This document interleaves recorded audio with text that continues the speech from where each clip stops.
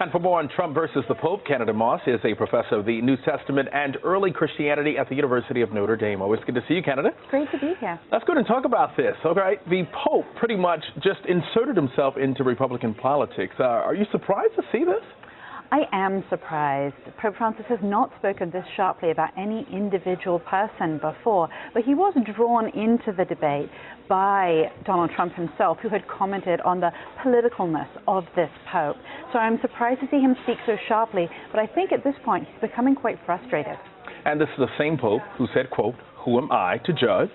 That's exactly right. His stance towards people in the past year has been, I don't judge, I welcome everyone.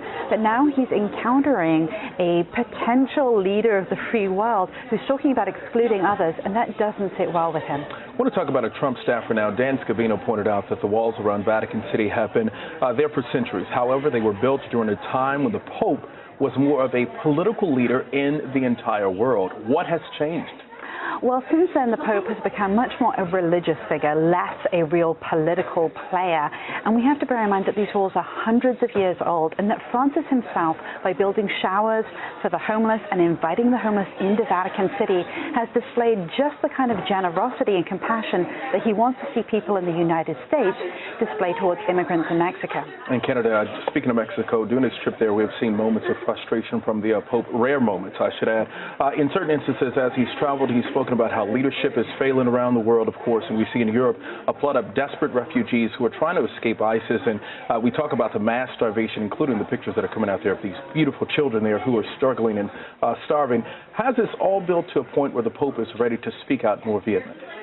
I think he is ready to speak out more vehemently, although he has spoken sharply about the dangers of unfettered capitalism in the past. He's trying to shine a spotlight on what real poverty looks like, what it's like for people in Mexico, what it's like for refugees in Syria. And so I see him as a frustrated man, but he's not going to give up. All right, let's switch politics and switch gears now. The world is sort of grappling now with the threat of Zika virus. A lot of us here in the U.S. are very concerned. People are concerned around the entire world.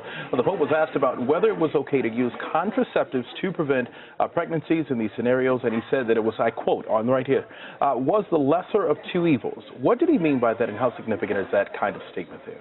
Well, for Roman Catholics, abortion is strictly prohibited, as is birth control. You're supposed to be open to life. And what we've noticed is that Zika has affected a number of Catholic countries where abortion is already illegal. But there have been instances in the past where birth control has been different. There have been situations, for example, nuns who have been raped, where the Vatican has said it's okay for them to use birth control in those situations. So Francis is being pragmatic. He's saying that while abortion is an absolute evil, that contraception is something that in certain situations can be permitted. And a final question, should we expect to hear more from the Pope during this race, this political race that we're looking at? I don't think we can expect to hear him weighing in on American politics. In fact, he explicitly said he wouldn't advise people how to vote.